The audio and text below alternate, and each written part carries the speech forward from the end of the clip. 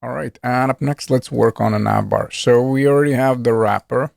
These are the icons we're going to use. They're coming from the Font Awesome. We also want the logo because on a small screen, this is what we're going to display. So on a big screen, we'll have the dashboard. And then on a small screen, we'll have here the logo. And this is, again, something that we're going to control in the CSS. Basically, the code is already there. Also, we want to get the use state because as far as the toggle, we'll toggle this one locally. And then, yes, eventually there's going to be a logout feature in our user slice, but that is coming up. Now, since I know that I will have to connect to my user slice, I'll also right away get the dispatch and use selector.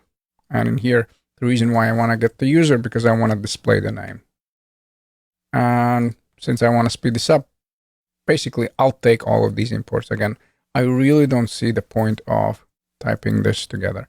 Now, as far as the return for now, let's just get the user from the store. Let's set up the dispatch because eventually we'll have some functionality coming from the slice. And then we want to set up a proper return. So first we want to start with nav center where we'll place a button. So this will be the toggle button. It will toggle the sidebar. On the big screen, it's going to toggle this way. And then on a small screen, it's going to toggle this way. So again, two sidebars, one for small screen, one for big screen. But the toggle button basically will take care of them both. And inside of it, we'll place the icon, of course. Now, for now, we don't have any functionality in the user slice. Therefore, we'll just have the log. Then we'll have another div. So make sure that, again, the setup is correct. We start with button, then div. Inside of the div, we have logo and the text. And like you just saw, on a big screen, we'll display the text, and then on a small screen, we'll display the logo again. Already logic in the CSS. And then we'll have a button container with a dropdown. So first, there's going to be a div with the class of btn container. Inside of it, we'll have that button where, again, we'll toggle the local state because this will depend on that value. And then also in the button, I want to showcase the name of the user. And then inside of the dropdown, we'll have another button.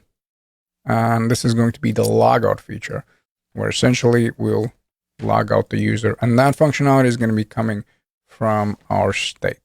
So let's get cracking. We're going to grab all of these. Like I said, I really don't see the point of typing them together.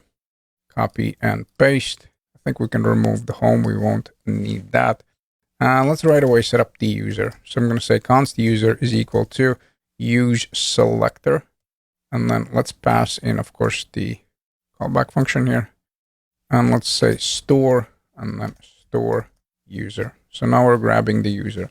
Then I also want to set up the dispatch. So const dispatch is equal to use dispatch. Let's invoke that. And now let's set up that proper return. Where inside of the wrapper, we're going to start with nav center div. And inside of this div, we'll first set up the button. I mean, we might as well add the type of button. Also, I want to add a class name. This is going to be a toggle btn. Then let's add that on click. So we're still waiting for the user slice functionality. We don't have that reducer yet. So for now, let's just pass in the arrow function. And inside of the function, let's go with log. And inside of the log, let's type toggle sidebar because this is something that we're going to do. So let's say toggle sidebar. And then let's display that icon. So I'm going to go with FA align left. Then we'll set up another div right next to the button where we want to go here with logo. And after that, we want to set up a heading 3. Let's add a class name here. We'll say logo hyphen text. And then we'll go with dashboard. So dashboard here. After that, we want to work on that button container. So right after this div, we're going to go with div. The class name will be btn container. And first, we want to create a button that is going to control that dropdown. So there will be a local state and we'll toggle it. So for the button, we want to go here with type button. Then we want to set up a class name, btn, and we also want to set up a onClick. For now, same deal. We'll have a console log basically, and for some reason I don't get suggestions for logs. So let's go here with log, and we're gonna go with toggle logout, and then drop down. Now in this one, we'll have two icons, and then in the middle of the icon, we'll have the text, basically the name of the user. So one icon, then text, and then the other icon. So first, I guess let's set up the user circle icon. This one over here. And by the way, for some reason, it gave me two tags. So let me switch it to one. Then let's access the user. But remember, initially user is null. So it kind of makes sense if we use optional chaining. So I'm going to go with question mark and then the name. And then let's display another icon. And this is going to be this one. Let's save this. And then right next to the button, let's set up that div where we'll have the button that logs out the user eventually. Of course, not right now. We'll have two classes.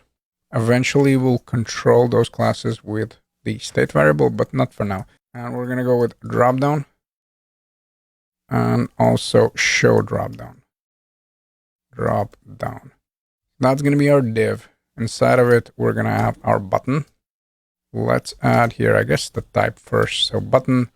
Then let's add a class name of dropdown-btn. And then let's add another onClick. And you know what? In this case, I'll just copy and paste. Instead of logout toggle, we're going to go with logout user. And then we have the class. The only thing left is just to set up some kind of text. So in here, I'm going to say logout text. Let's save the navbar and let's navigate to the big screen just so we can see what we have. So notice here how by default we're showcasing that. So this is something we're going to control with that state variable. And we have this one, which is going to toggle the sidebar, the big one or the small one. And also at the moment we have text. But if I make this one smaller, check it out. This is going to be the look on a small screen. And with this in place, we can start setting up the toggle sidebar functionality.